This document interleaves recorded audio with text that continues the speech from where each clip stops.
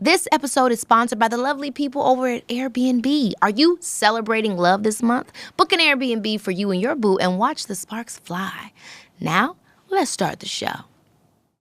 I remember when I was at your show, we got to talk about 2023. And when I came to the show and we shut it down. Can we talk about when you came to the show? I love touring. Like, that is the one thing that's the most important part. But the only reason why I hate it now is because I don't get time with my kids. That's what we are, trying so hard to find. The question you should ask is, was it with tongue, see? Usher, that's not true. I know, I'm just saying. Please tell them that.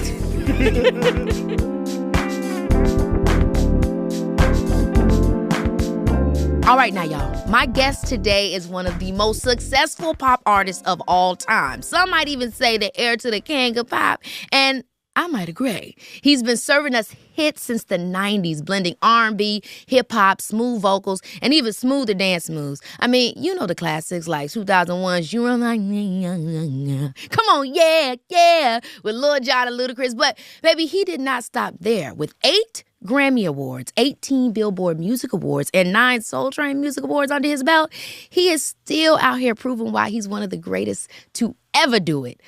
Usher! Welcome to the show, man. What an amazing introduction, man. I mean, it's all facts. It's what you've done. You make it seem so easy, though.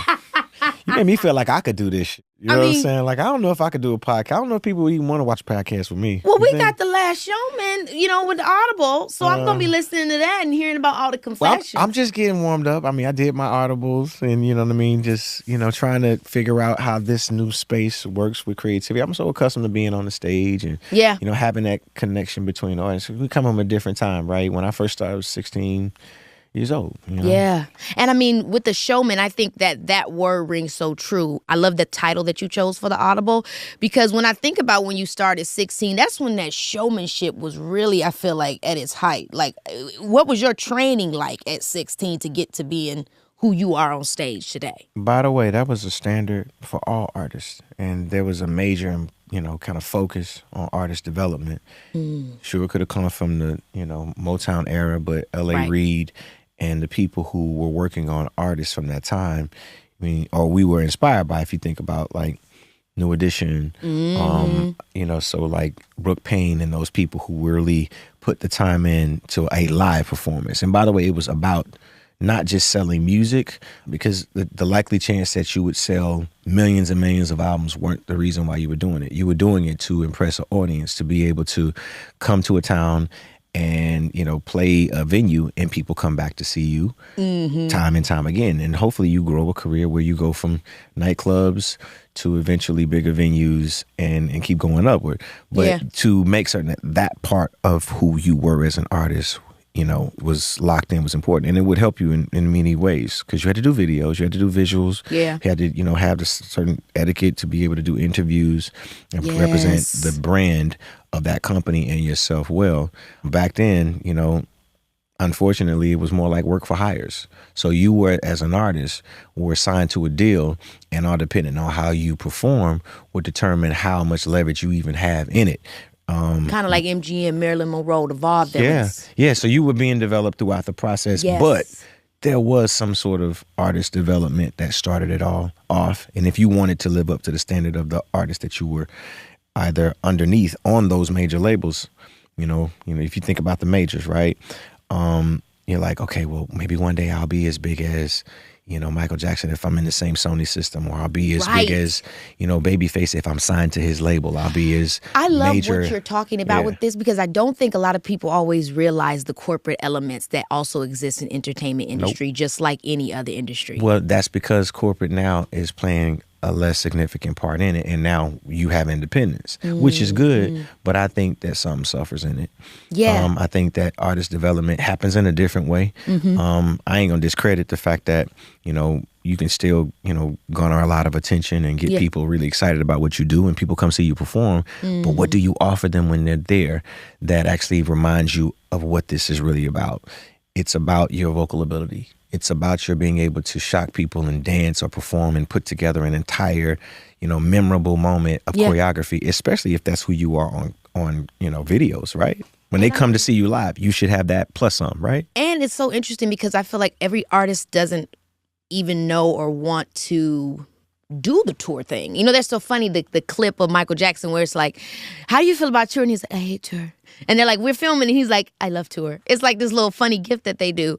He's telling the truth. Right. So tell me about that love and hate relationship where this is what I have to do, but what makes touring also so difficult and something that you knew you wanted to do as an artist? Because you started as young as 16. By the way, I don't think any of us outside of those who, the Silvers and people like that, are the DeBarge family, those people who started super young can even relate to what Michael was talking about. I understand when he says, I hate touring. 9 times out of 10, because his entire life has been touring and has been being that and being ready, right? Yes. For me, it's a bit different, but I felt that it was part of what I signed up for when I decided. How would you say it's different? Because it was your choice, you feel? Or? Well, it's different in terms of whether I love or hate it. I have never hated touring. I love touring. Like, that is the one thing that's the most important part to me. But the only reason why I hate it now is because I don't get time with my kids. So the sacrifice that I have to make to not be there for them, whether they know it, I would rather, be able to have real permissive parenting where I can wake up every morning and have breakfast with my kids, take them to school, check on them, after school, and be able to try and have some sense of normalcy. Because great parenting hopefully allows your kids to grow up and understand what it is to work for something. If you're not there to instill it, then it's a bit complicated. So I hate that I don't get a chance to have that part. I love being able to perform. That's the most important thing that I said I would do when I didn't have kids. Moment I had kids, it's like, I don't really like being out there all the time. So I try to make the most of it when I do it. You definitely make the most of it. One thing, I would love to talk a little bit about some of your inspirations, because aside from Michael, I know there's Fred Astaire, there's so many different elements that you bring to stage.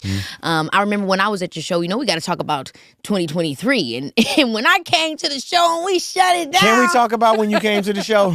When you literally shut down the whole world for 2 seconds? That was absolutely insane. But I will be honest, my reaction was 100% purely based off of me being a fan of yours for years. People don't even know also I auditioned for In the Mix. They don't know. They didn't give me the part. Why would Usher... I auditioned. We got far to the chemistry read. And I remember honestly being speechless. I felt like maybe my audition wasn't good because as soon as I walked in... No. Stop. Your audition was absolutely incredible. And I have to tell you, though it's been forever, and if you want to go back and check out the movie and see it, you can, In the Mix. But you actually did phenomenal. I just felt like you might have been a little bit too old. And that's what they told me. Yeah. They told me that. But by the way, it wasn't my last decision, but I gave my opinion. But I really did feel like you did an amazing job. But I can't win them all. Well, now we got to just... I'm writing the next movie. Well, we got to do a movie together. We should do something. Come on. Other than just drive everybody crazy. Yeah, so wait, let's get to that. So... I remember being at the show, and this was my first time being at your concert, but I got to tell you, man, all my life, I was one of those people where it's like, I know that Usher's a guy, he's for the guys, but like, I want to be Usher. I got to think about you coming down the stairs. All your videos were so theatrical. You wasn't just, like, we got the character of Usher, where it's like, oh, don't leave your girl around me. Like, it was giving storyline. Yeah. And I love that because I think for me, not having the proper support as an artist in the music industry, I was always trying to figure out, how did people tell their story? How do I incorporate the storyline of who I am to my audience through my music? And so I used to study a lot of your stuff because you're so great at it. But that's the brilliance of you as a performer, right? You make the difference. You are actually more like the artists of our time, where you study, where you understood the nuance, where you care about something more than just a fan experience. Like, you really know the moves, you understand the moments, you've looked at the clips, you've looked at the interviews, you've studied what people, what their inspirations were, all of those things. And unfortunately, I don't know if we have enough time to stop and focus on that part, because everybody's trying to be famous themselves, as opposed to, how do I follow the thing that I felt was so great, and how do I have some of those moments, right? How do I have the same moments that I'm looking at from Michael, or I'm looking at from, when I was a kid, it was New Edition. When I'm looking at, these amazing moments that are about vocal ability. When I look at, Whitney Houston, or oh my gosh, Whitney. Yeah, you know what I'm saying? Luther Vandross, and have these incredible vocal moments. Yes. Right? if you're accustomed to that, if you're looking at it every day, then you aspire to be that. Things have changed. You know what I'm saying? And I am saying it's changed for the worse, but I do think it's important for people to understand the importance of being a showman. That's why I wanted to put this, the audibles together. Yeah. Yes, and those stories that are going to come with that, I think, are going to be not just gaggy, exciting, and cool to hear, but yes, hopefully people are going to be learning as well. Mm-hmm. I remember watching the show and thinking, oh my gosh, this is also musical theater. We have acrobatics and all this craziness with the skating. Then we have the storytelling as we go from each set and what world it puts us into. And then we have all the eras. So my reaction was just like, I can't believe, like, I haven't seen anybody perform like this in such a long time. Now, obviously, everybody went crazy. We caused some ruckus in my relationship. Well, hold on. Did we cause some ruckus in our relationship? We were being showmen. Hold on. Did I have anything to do with what was going on in your home? Did I send you that dress? Have you seen the Boondocks episode? Because you've been apparently accused of this for years. Did I send you the dress? I just want to know that. Did you expect I cannot be reaction? responsible for how people choose to react to my experience as an entertainer. I am not deliberately trying to do anything that's going to rock anybody's home. This is what you call ushering. I'm ushering right now. This is what I actually say to myself in the mirror every time I go out there before I hit the stage. I am not here to break up your home. I am here to entertain you, my love. You know what I'm saying? No, but were you shocked? No. I was actually, we were having a great time. I know, it was so fun. It was the coolest. Like, and you always do these amazing, engaging moments with the audience. Like, I mean, you did it with Issa, with Taraji. Now you're doing some Cherry stuff. Now that's very rated R. You done added levels to it. Yeah. And the girls, we all love it. It's so fun. I mean, how many times do you feel, because obviously, we did the video after. Yeah. And I want to talk about why let's start there then. Yeah. What made you after that say, hey, Key, let's do the video? I would love to know your thought process around there because there was so much drama. I think you and I both can share the sentiment of the moment. Absolutely. Because I know it was a hot moment for you. And I was like, you know what? When life feeds you lemons, you make lemonade. I think that this could be something positive and actually just shine a little bit of fun on it. And allowing us to really do something that I think could be fun is the purpose and point of it. Let's do something that just takes their mind off of it and just have a good time. Don't focus on the drama. By the way, if you focus on the drama, then you're going to always respond to it only. But if you just live your life as an entertainer and understand the purpose of whatever you're creating to service entertainment, then it'll be okay. Now, I don't want to take any responsibility for breaking anybody's home up, but that wasn't the purpose and point. It was for you to have a good time with your girls, come out there and just enjoy it. I don't remember the last time that, I had experiences like that or either went to shows like this. I'm always trying to find things that I think are fun. Vegas was intended to be intimate. And you're being light about it, but the wisdom that you gave me will forever be cherished. Because I don't think people understand also, like, I'm an entertainer, I'm a performer, this is what I do, but also, like, I have a life that I don't perform. Right. That I have to also live in balance with the people that maybe only know me personally and don't know I'm entertaining. Mm-hmm. That's a big line, and I talk about it a little bit in my book. I quote you haphazardly, but that advice was really helpful to me and stuck with me because, wait a minute, I know I'm an entertainer. The people closest to me that have been with me for the last 20 years that I've done this career know.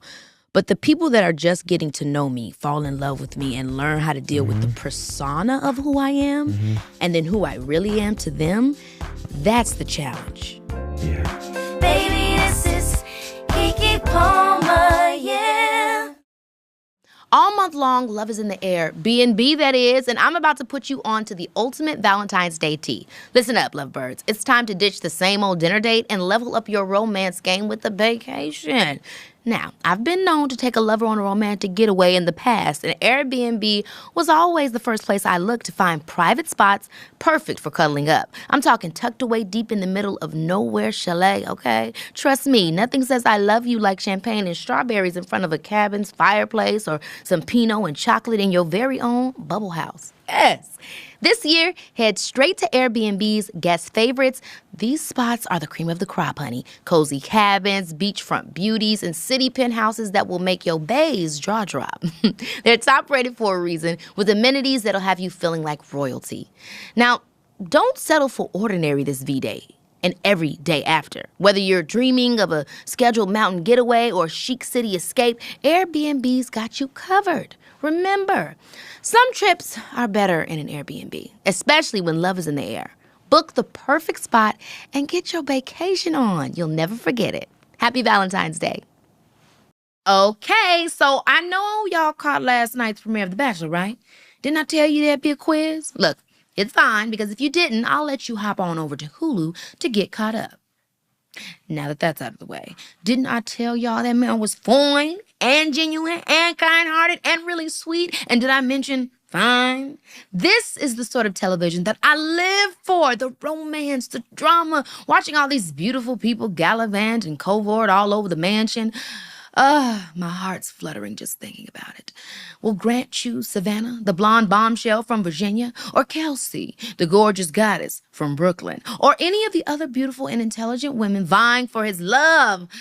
Y'all know I have no horse in this race, but I am locked in. Listen, if there was ever a time for a wine-fueled watch party with the besties, it's Mondays at 8/7 Central, darling. New episodes of The Bachelor air every Monday at 8/7 Central on ABC. And as always, you can choose to stream it on Hulu too.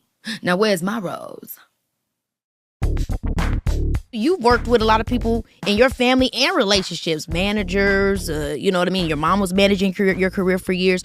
Those are personal relationships that also have to exist in the persona of Usher. Yeah. When did you and how did you learn how to do that? I don't know that I actually learned how to do it, or it just became kind of an inevitable thing that happened because of my trust for my mother and the fact that she happened to be there when I was inspired to do what I was, and encouraged and supported and paid whatever it was in order for us to start a career. When I got enough attention, then I needed at least guidance. And I think my mother was smart, educated enough to be able to, read through the fine print that she could and find people who could represent me well and do our best to try and position ourselves to have some leverage in building a career, because I was dead set on getting somewhere. But it's a very complicated thing because, what was obviously affected was our relationship. Yeah. I never get a chance to talk. Maybe one day I'll talk about it in a book, but it was very difficult to kind of balance a relationship between my mom and me. And by the way, it's only been me and her and my brother. And then, the kind of contrast and generational things that come with all of those things, right? Not being raised with your father and now being this kind of person who's got to carry the torch and be the breadwinner in my mind, whether it was true or not, of my family. It's a lot. I relate to it so completely and entirely from every aspect that you said. Yeah. And the mom and the child and the manager thing, it was so difficult. I mean, I remember when I started just calling my mom Sharon. Yeah. Because it was kind of like I'm trying my best to find delineating factors from when you are my mom and when you are being my manager, because are you with them or are you with me? And, it becomes so convoluted because you both are working towards the same goal, but who you have to be sometimes to get there. You still just trying to figure out how to cope with life, let alone try to manage a relationship with someone whom you're going to have natural emotions and have differences with, right? Yeah. And there is that contrast where mom knows best or parents knows best. But what if what you're asking for in your mind is very clear? But now it's like, wait a minute, you just crossed the line. But there is no barriers with family. It is what it is. And it's a very complicated situation, which was part of the reason that I elected for our relationship to be, a little bit separated. I would always be supportive of her. She would always be supportive of me. But I wanted my mother because I ain't have her for about 25 plus years. And when you didn't have her, I'm sure people are like, what do you mean you didn't have her? You were working with her. What would you explain that like? Was it just that you couldn't be anybody outside of the Usher you was on TV? How did, what was the... No, I just really, you sometimes you don't want your parents to tell you you did the wrong thing. I just want you to love me. I don't need you to remind me of how bad I've made a decision. I know. I need you to hold my hand through it. Can you just be here with me?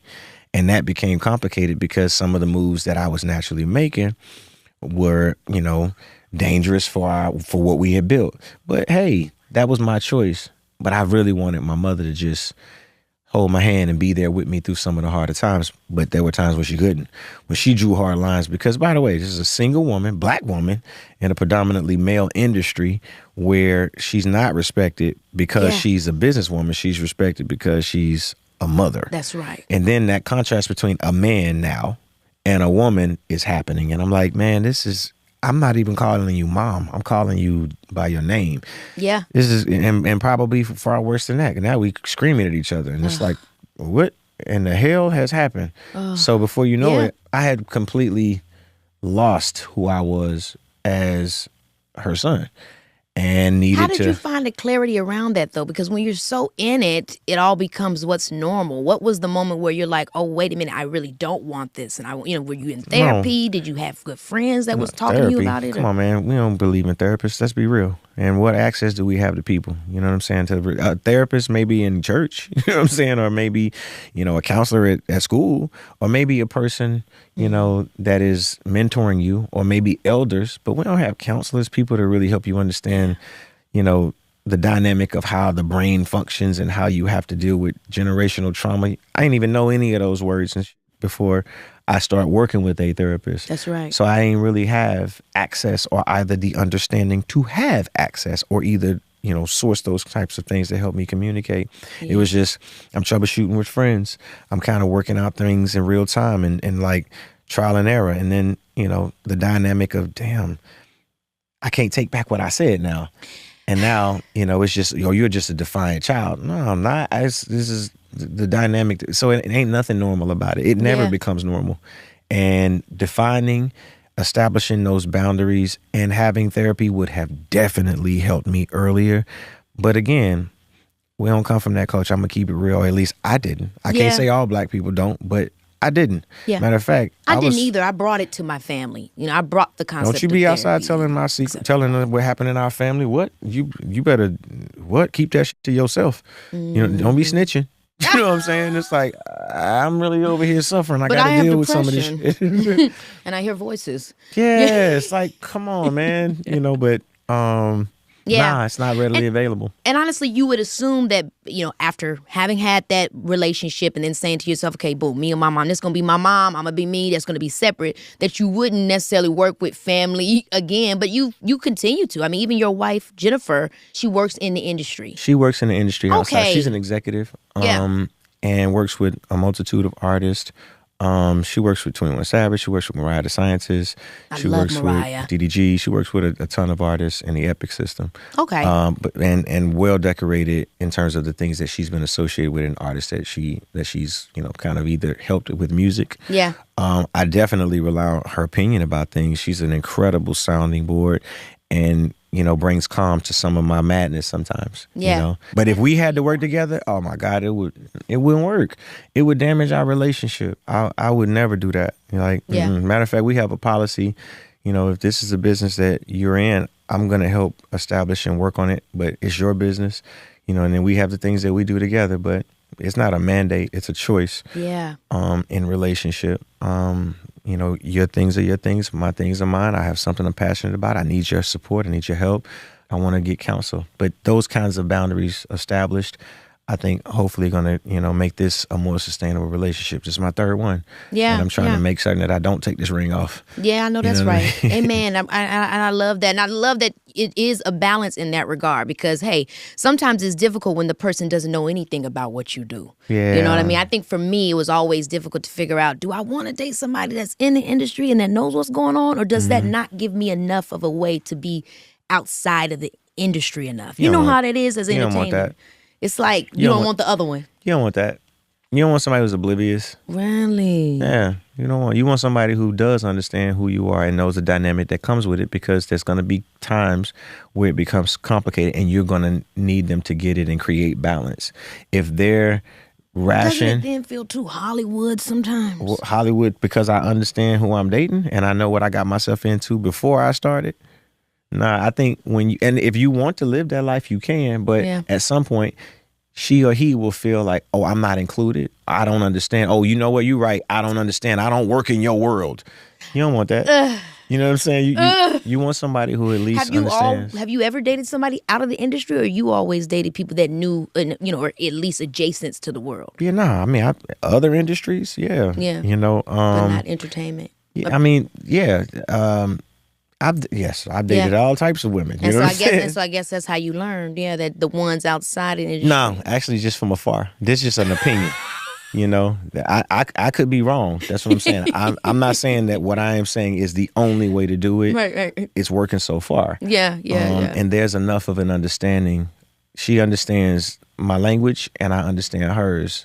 We understand how to hear each other, but more than hearing each other, we know how to listen. You know what I'm saying? It's one thing to have space to talk, but to have ears to hear, that is the difference in having successful relationships in life, period. And having someone who comes from the world, or either, the idea of that world and what it takes in terms of dedication and commitment, it actually helps. Yeah. It really does help. Yeah. We're talking about how things were different with the concept of being a showman and artist development. I'm curious, and this is a broad question, but maybe you have an answer of what do you feel is missing, or what is the biggest difference between then and now with artists today coming up? I mean, I don't know. Yeah. I mean, if I were just judging, the industry at large, I think that what has happened with independent artists or artists who don't necessarily rely on, companies and have independence is a great thing. But some of these gatekeepers and companies that were, so to speak, gatekeepers of the integrity of entertainment and were curating very specific types of music and types of artists, those artists are sustainable now. Those are the artists that we are motivated by. Those are the artists that we are encouraged by. Who knows what's going to happen in the future as technology is taking over. But as I know and recognize, music, has now put itself in a position where it sells everything but itself. So all of the byproducts and the other ancillaries and things like that, they matter more. That's the business of the business. So it's good. But what I've been missing is that process that you have to go through in order to earn your keep. The fact that even if you have tons of people screaming your name, you still got to perform for them. You still have to show up and make certain that their dollar matters. I am happy that I spent this money, not just because I'm here to sing this hit record, but you really entertained me. You didn't just stand there, And I feel like there's a level of, I don't want to say detachment, but there's a level of what I'm hearing and what you're saying, which is that, this is my job and I got a job to do, as opposed to what we feel and experience now, which, hey, maybe it's because times have changed, but there's a lot of emotion in the parasocial relationships where it's like, I'm not just here to entertain you, which again is kind of like, well, but kind of you are, so it's like, I feel like there's this weird thing that's happened in the change of how we connect to our audience, where the artists also want to feel like they're the audience member, and the audience member wants to feel like they're the artist. It's like a weird exchange. Well, who knows where that thought arrived from? Did it arrive from the fact that there is no mystique in music or anything else now? So I know everything about you. So the fact that I now feel entitled to say to an audience who's spending their hard-earned money to come here and see you that I don't owe any effort to you, I don't know that makes sense. But that's just me. But I also, too, know we live in a different time where nothing is private. I know everything about every person that I know. If I want to know something, what's going on in your life, I go look at your Instagram or your TikTok or whatever it is in your profile, and I got it. That didn't exist in our time. So we had to earn the audience. We had to earn the respect of the audience. I feel like I came up right in the middle because I feel so much of what you're saying. And I feel like I live and do my career that way most of the time, but also people do end up knowing things that I maybe didn't expect them to know, or it's not what I'm used to, because coming up there was a little bit more of, hey, wait a minute, I need to give you my best. I don't want to give you no bullshit. And so I often am balancing the, hey, I want to give you my best, I want to be a performer, but also that all depends on your ambition. No, wait, what do you mean by that? That all depends on your ambition. I want to perform for my audience. Right. Okay? I literally care myself, because otherwise, why would I sit and, kind of rehearse over and over and over again, sing this song over and over again, try to protect and, perfect my tone so that when I actually use my voice, it sounds great. I sound like the record that I sold you. That's a personal choice. You know, Yes. you got to understand, we're just living in a different time. I don't want to seem like a fucking dinosaur. You know what I'm saying? You're not sounding like that. We're just being comparing and contrasting. Man, my kids is quick to call me a boomer. That's what I'm saying. You're not a boomer. You're a millennial. They will call me a boomer for real. What I'm saying is, talking like this makes them feel that way. So I'm like, I'm like cautionary when I'm moving in any of these directions. I'm howling. But I'm saying, like, Yeah, part of where technology and all of those things are assisting us, it's failing us with the authenticity of what it is to be a live performer. Yeah. Because now, if I just kind of turn this auto-tune, I ain't really got to care about really running on a treadmill or either working out and getting my diaphragm in a great place where I can sing, project on key, not flat or sharp, and dance and perform, not be winded, and give you a full show. Those things don't matter as much. So, you know, use the machine. Don't let the machine use you. You know what I'm saying? So that's also too part of it. Like, I'm fighting for the human element of entertainment, not just the elements that assist us. Part of the reason I named my tour Past, Present, Future is because I'm finding ways to use both spectrums to find really innovative, creative things to do that brings in an audience that is accustomed to now how we do things, and also to giving them the intimacy that I was raised to create as a live performer. That's what makes me the showman that I am. Baby, this is Keke Palmer, yeah. Psst. Let me put y'all on to something hot. Usher is joining Audible's Words and Music series with his new title, The Last Showman. And baby, when I say it's giving everything, I mean everything. Now, I love a behind-the-scenes tell-all, but this is the real deal. Audible is taking us even deeper into the world of the king, the legend, the moment over his storied 30-year career in the entertainment industry. Listening to Usher as he looks back at the history of R&B, the genre that he helped shape, reminds me of the importance of retrospection. And looking back, it is so apparent that Mr. Usher, baby, has always been a showman right from the beginning. Usher takes us track by track through his record-breaking magnum opus, Confessions. Yes, and shares candid stories of scandal, romance, and making music as he evolved from teen sensation to R&B legend. Listen, Confessions had everybody and they mama in their feelings, including me, and y'all don't want to miss this. The Last Showman by Usher is out now. Head to audible.com/Usher and get ready for the ultimate showman to do what he does best. How do you keep the mystique that you have in this day and age? Obviously, it's because we've known you for years. I'm sure just the effect of, hey, I'm Usher, they call me USHER. That's a part of it, right? But times change. Yeah. You still have current hits. You know what I'm saying? Like, you're still dope. Even though the times have changed and having mystique as an artist is not necessarily the thing that people do or can do. How have you been able to continue to evolve your storyline? I think part of it is the inevitable nature of the fact that I can't.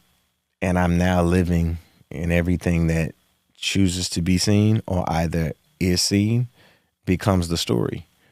But you really know how to do it. It's really, I mean, obviously it's probably just your gift, but it's really cool to see.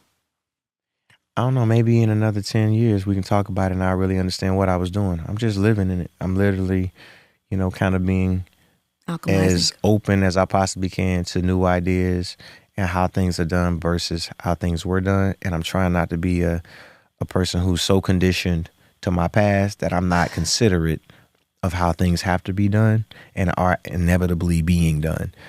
Mystique is something that is good and bad. Like, because what I do struggle with now is the fact that I don't feel comfortable doing these kinds of interviews and talking because I don't really know the nature of where it's going to go. But I fuck with you. So I was like, I'm going to come sit down with you and we're going to have a real conversation. And I'm also, too, going to hopefully, be comfortable enough to be able to be vulnerable and talk about life. And, there's what you see and then there's who I am. And there's, some judgment that comes with that on the other side. But I don't really get concerned about that. I really am. I'm living my life and I'm trying to be a great artist, but greater than that, a good person and a human, right? I'm going to go through flaws, go through ups and downs, and my entire career has, kind of showing you that. Whether I was talking about it in music or just living through things. I've had some really, really tough times, and I've not had anybody to talk to about it. I've not had the opportunity to be able to kind of open up. That's why I really was so excited about this Audibles, because it gave me the opportunity to be able to kind of peel the veil back and allow you to look at where I was mentally, what happened with me between 8701 and then making this album that would change my entire life. Yeah. Everything changed after that album. I could never go back to the lifestyle that I had before. What was happening in your life at that time that even allowed you to create that album? Because something really key that you just said was, I was not able to, and for many years, not able to talk to anybody. Do you think that, even though that sounds difficult and hard, do you think that that's what you were putting into that music? That was your freedom, is the creation of all that stuff? All those different styles, from hip-hop to Fred Astaire type stuff to R&B to pop. I mean, you melded so many things. Right. Was that your, as an artist, that was your release? That's my outlet. Yeah. One, people hadn't chosen to be kind of vulnerable, brash, honest, and then take what was happening in their lives and then put it on music. And if they did it in a different way. It was kind of the mending of living in the world of hip hop, but also to being a vocalist, a performer, a consummate professional, trying to figure out how to dance and sing, and then melding, putting those two ideas together and creating. Who knows, man? Part of it could have been a little bit of all of it. But yeah. I'm trying my hardest to find the things that I think work best, because I don't have an opportunity to sit down and have these conversations and people care enough. You know what I'm saying? Because there's one thing that I know what the expectation is. Oh, yeah, you're going to talk about your thing, you're going to sell your product. That's going to be very transactional. Yeah. But to be able to just really sit down and talk about life and perspective, and people care to listen, because also too, some of it might become that ain't relevant to my life. You're not talking about that's relevant to me, so it'll probably go through one ear and out the other. But I think everybody is trying to figure out how to keep the page turning. So that is even if you're not Usher or you're not an artist, to stay engaged with life, to keep telling your own personal story, whether you are a lawyer, a nurse, a student, we're all looking for the things that can make us keep on and evolve and be engaged with life. Yeah. Well, they say you evolve or you evaporate. 1. 2, chaos always leads to some perspective. Yeah. Whether you choose to live in that chaos, it's up to you.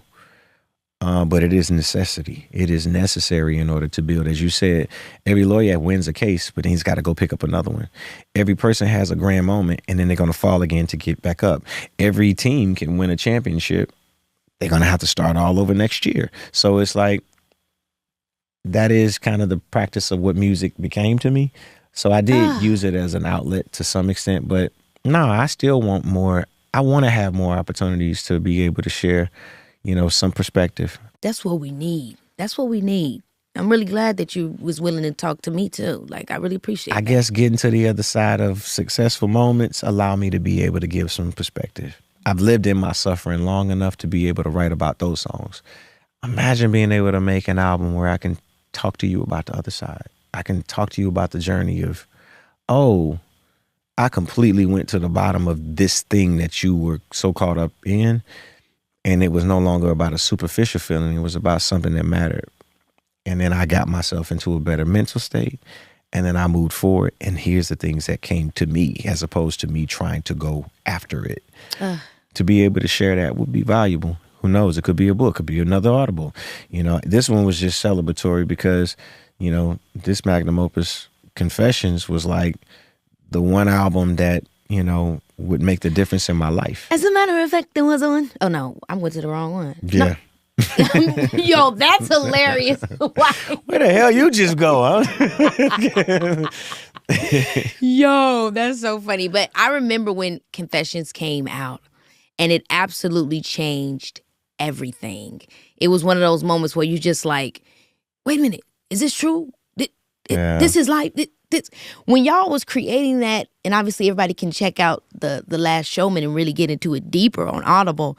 But when you were creating that album, did you expect for it to have that feedback? Did you plan how you were going to answer the questions or people were going to ask about what's happening in your life? Like, No, I didn't. Because it was not strategically about my life only. It was supposed to be about the types of things that we as men deal with and the reality of what happens. So no, I wasn't like, let me gear up. I don't know. So I was just like, yo, let's sit around like this, have real conversations about the shit that we deal with. Like, what you dealing with, bruh? Where you at? What you and your old lady going through? All right, this is what I'm going through too, man. Look, this what you get. This what's getting ready to happen. Really? And then that perspective just started to create titles. Like, man, you got it bad. Oh, shit, burn. Oh, it's just started.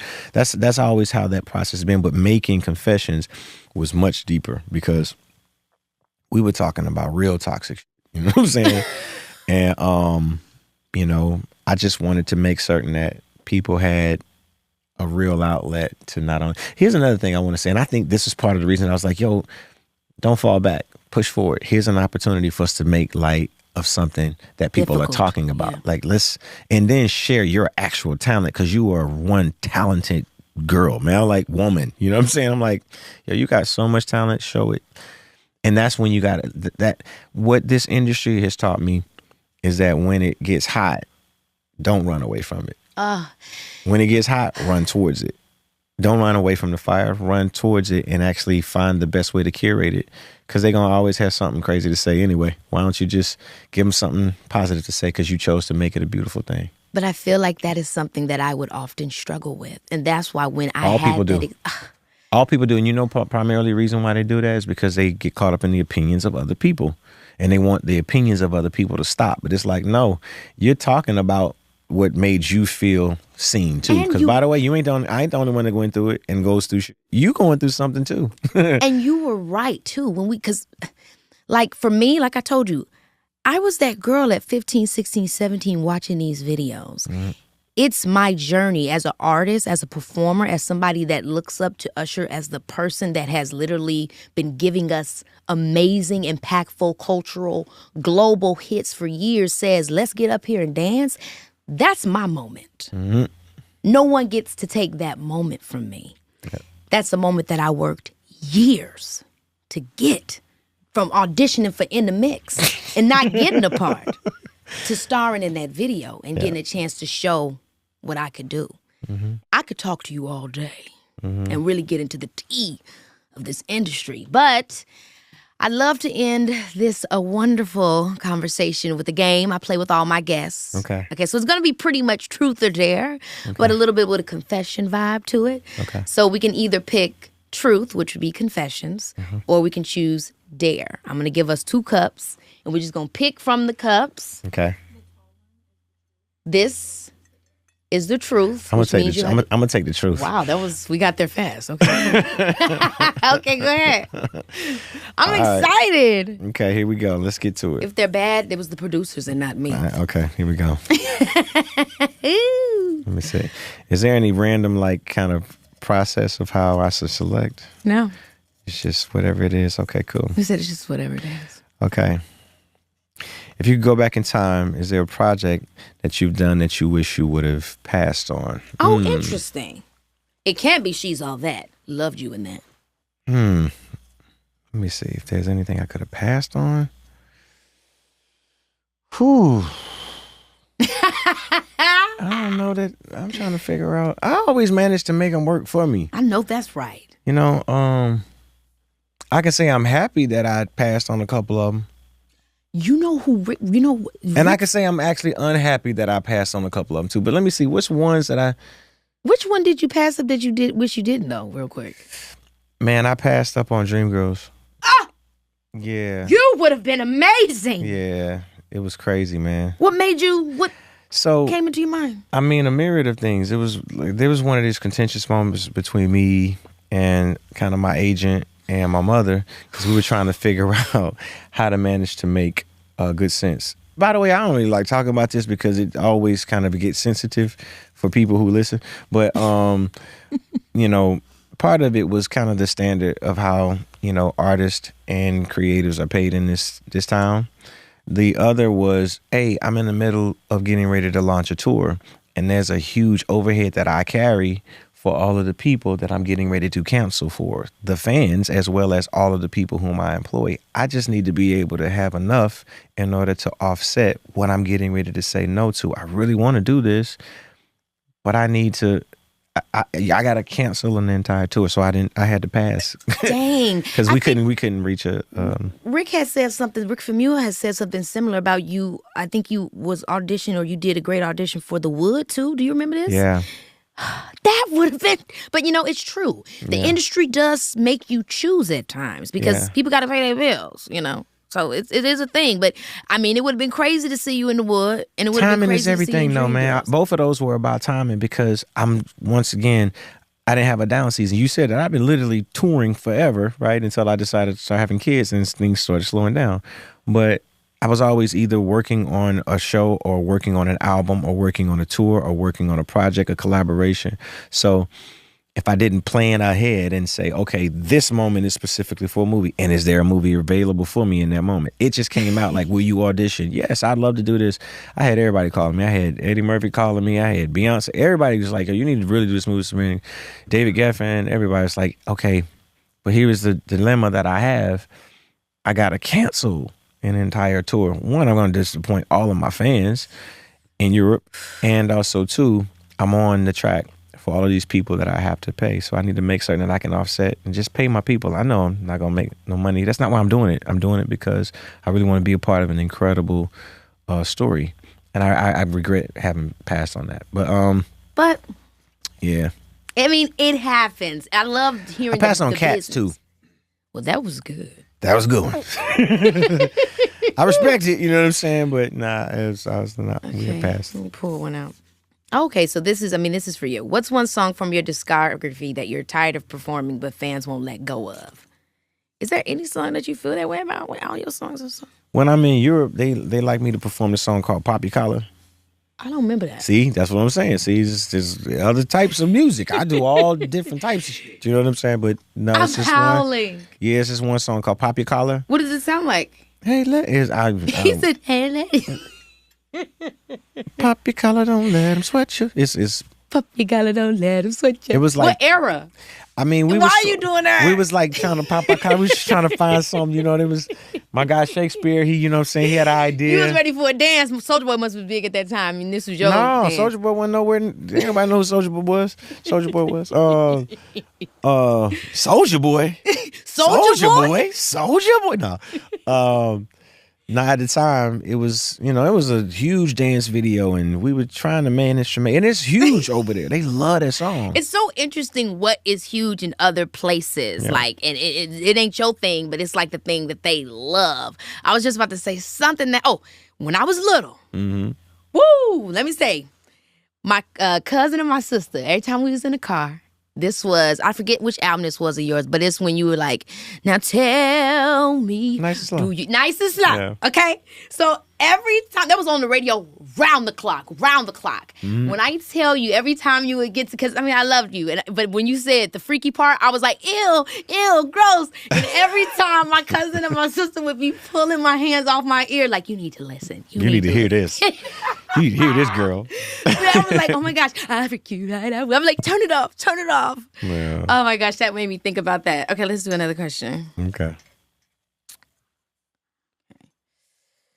Truth. Your truth, your confessions, Usher. Give me his confessions yet again. Oh, this is similar to what we were talking about just a second ago, but is there a song you passed on that became a hit for someone else? Just a Friend. Mario's Just a Friend. Let me see. I'm saying you just a friend. Yeah. What made you pass on it? I don't know. I think it was just a matter of the sequencing of the record. It was a jamming record. And later on, they actually even released either put out online my version of it. Yeah. Yeah. Yeah. Okay. Do another one. I'm just having too much fun with you. Oh. I mean, I feel like this would... I asked this one, but I just feel like you don't even seem like the kind of person that gets embarrassed. It says, tell your most embarrassing moment on stage. Have you ever had... I mean, you was pulling your pants off on stage. Yeah, I feel like you mean, I don't really. you don't get embarrassed. That's I don't not... really get embarrassed that's like not that. Okay, hold on. This is interesting because you're a Libra, right? Yeah. What's the most diva thing you've done on tour? The most diva thing I've done. Like, do you on have any tour? special requirements? Like, there's got to be 2 lemons, 1 tea. I need a trampoline. Like, do you have any crazy wild writers? You know the thing about diva type behavior? I don't think the diva ever knows that they're being diva. So it just seems normal to me. It's not normal. So I should ask your team. Yeah, you might want to ask them because it just seems normal for me to have all of the things that you need to have for your voice, and like This tells me that Yeah. everything is diva. Everything. no, I mean, but I don't need the lights. See, I didn't tell you need the lights dim down at a certain level. They tell me that. They They actually did? told me that you wanted. The Well, lighting it's to a be little bit too specific. bright. I want to just tell you that. But also, too, and I don't see any white flowers in here. This is a problem for me. Hey, you need to let it be known. See, I mean, it's so likely that you're going to stumble into some bad lighting. You know what I'm saying? That So you got to is make certain that it's always, right for you. Girl. Funny. But no, red licorice in every kit that I have. I got to make certain of it. Yeah. Okay. Black cherry sodas, need to have them. Black cherry sodas. Yeah. Black, he said, yeah. White flowers. Yo, black but I cherry- just white flowers and it's chic. You know what I'm saying? It's chic. It's chic. It's the hand of chic. All right, Usher. I guess I gotta let you go. This is so sad. I've had a blast with you. Ooh, this is the last one for real. Okay. I've been playing around. I was trying to trick you just then. How old were you when you had your first kiss? And who was it? That's a sweet one we'll end on. How old was I when I had my first kiss? That I actually intended to have. Now, wait a minute. There was a couple of, Okay. Well, you know what? That one's stupid. It's out. Your favorite song ever that you've done. Your favorite song of yourself. And you can, if you want to pick one, your favorite one to sing. I don't or remember your the girl's favorite one name, to by the hit. way. I'm trying to remember the you girl's actually are gonna name. give it? Yeah, I was trying to remember Let's the shout her girl's out. name. She got 5 kids now. Yeah, she do, right? Yeah, man. He said, yes, she do. Yeah, man. But I don't. Yeah, I gotta find her on first. Facebook. I don't remember my first, but I do remember the song playing on the radio. It was "Secret Lovers," and it was playing on the radio. Secret lovers, Yeah, that's what we are. Trying so hard to find the way we feel. yes. But I don't remember her name. Now that's going to be a gift, the Secret Lovers. The question with me you and should right have now. asked is, was it with tongue? See? Ooh. Yeah. Now I was- feel the same as Yeah, I was too young to even be thinking like that. Now I have a question for you because I've asked a lot of truths of you. I mean, you've asked a lot of truths of me. Can I ask the truth of you? I would love this. Let's do Okay, it. all right, cool. Truth of you, and I don't have it on the thing. Is it true that I am single-handedly the reason that you were having issues in your home? I just, Usher, you know that's not true. I You know. I'm no just way. saying. You Please know. tell them that. No. The people was in your comments. They was like, yet again. They brought up that Boondocks episode. Yeah, dude. They brought it out. They be on me. I I do am love not that that's- responsible for how you choose to react to what I do as an entertainer. I do love that is. I mean, if there's like a thing that somebody would be known for is just being just bomb. Hey, I think that's a good one for you. You came to have a good time that night. I did, And you and I did. did You have a looked good fabulous. time. By the way, if you didn't wear what you wore, I wouldn't have seen you. You was fabulous, amazing. I was like, "Whoa, Keke, come here, girl. Hey, Keke, let's go. Come on, let's make a moment, baby." Oh my gosh, let's make a moment. Y'all had that camera. I was like, I gotta gag him real quick. And the funny thing was, I even my little dance, I was like, He's having fun. I tried to do a man. little something. Yeah. They try Child, to that make it was- seem like I single-handedly had something to do. No, with guys, you. it's not Usher. You know, people have problems. Relationships have up and downs. People go through shit. If Usher ends up being there, it's just a coincidence. But afterwards, I met Jennifer. I mean, it was such a nice night, honestly. You know, the things you guys don't see. Yeah. But I'm glad they seen this, and I'm glad you came to the show. Pat, I'm so happy that I got a chance to be able to see you in your glory. I love seeing you continue to glow and grow. Every time I see you, always like positive and always like full of incredible energy. You deserve this and so much more. Here's to Oscars to you. Here's to Golden Globes to you. Here's to whatever awards come with what we're doing here. I think that you are an incredible woman. Can I have a hug? Yeah, man. Come on. Yeah, man. You always say yeah, man. All right, y'all, that's a wrap on today's episode. I loved every minute of the conversation. I mean, it seemed like Usher isn't just a smooth singer and dancer, but he's pretty smooth navigating life, too. I guess my takeaway is that you got to do what's best for you. Keep evolving and engaging in life the best ways you can, running into the hard stuff, as he so put it, because that's what's going to get you to the other side of creating something great. And I would say to also not be afraid to share, because you never know who you're helping in the process by sharing what you've been through or what you've experienced. Anyway, hope you guys enjoy. I'll catch you next time, because you know it's your girl. Baby,